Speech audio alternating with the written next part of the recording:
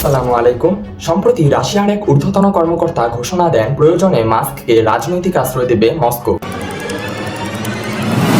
কিন্তু কিছুদিন আগেও একসাথে রাজনীতির মাঠ কাঁপানো দুই বন্ধুর সম্পর্কে কিভাবে এতটা অবনতি ঘটল? Take over, Elijah. Take over.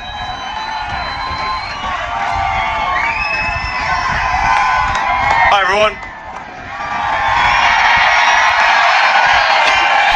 কেনই বা ট্রাম্পকে অকৃতজ্ঞ ও অযোগ্য প্রেসিডেন্ট বলে আখ্যা দিলেন মাস্ক? আর সত্যিই কি নতুন কোনো রাজনৈতিক দল গঠন করতে চান মাস্ক? এসব নিয়ে আলোচনা করব আজকের ভিডিওতে। তো চলুন শুরু করা যাক।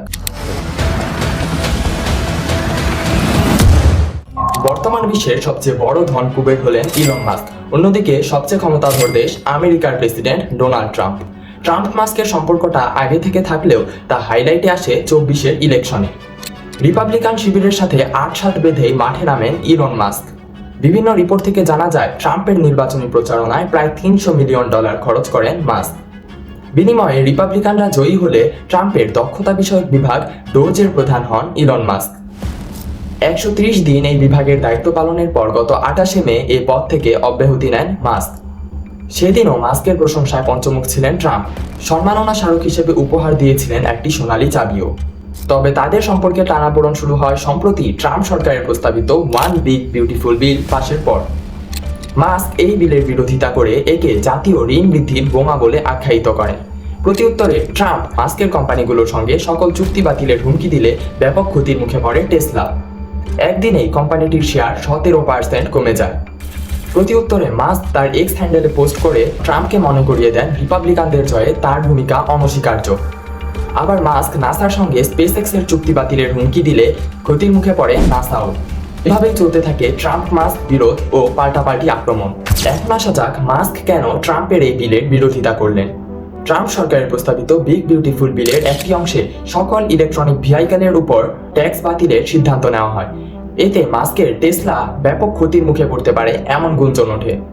তাছাড়া ট্রাম্প সরকারের প্রস্তাবিত বিভিন্ন বাজেট ও বিলের কারণে ইলন মাস্কের ব্যবসার ক্ষতি হতে পারে এমনটা মনে করেন অনেক বিশ্লেষকেরা। ইলন মাস্ক নিজেও ট্রাম্পের এসব বাজেট ও বিলকে আনব্যালেন্সড বলেন। তবে আসল বোমাটা বিস্ফোরিত হয় যখন মাস্ক একটি নতুন রাজনৈতিক দল খোলার ইঙ্গিত দেন।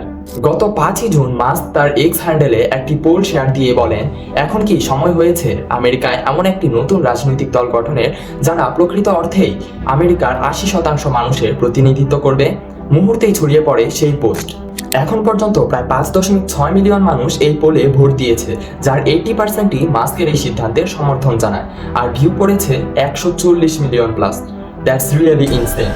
আর পরবর্তীতে এক নেটিজেনের প্রস্তাবিত আমেরিকা পার্টি নামটি পছন্দ করেন ইলন মাস্ক। এর প্রতিক্রিয়ায় রিপাবলিকানরা ক্ষোভ ঝাড়তে শুরু করে মাস্কের উপর। পরবর্তীতে মাস্ক তার এসব পোস্টকে বাড়াবাড়ি স্বীকার করে দুঃখ প্রকাশ করেন ও ক্ষমাও চান। কিন্তু ট্রাম্প মাস্ক সম্পর্ক যে আর কখনোই স্বাভাবিক হবে না তা এখন দিবালোকের মতোই স্পষ্ট।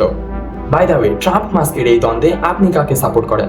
আর ইলন মাস্ক যদি সত্যি নতুন কোনো রাজনৈতিক দল খুলে তবে সেটা কেমন হবে তা কমেন্টে জানান। আর ভিডিওটি ভালো লাগলে একটি লাইক দিয়ে চ্যানেলটি সাবস্ক্রাইব করে দিন।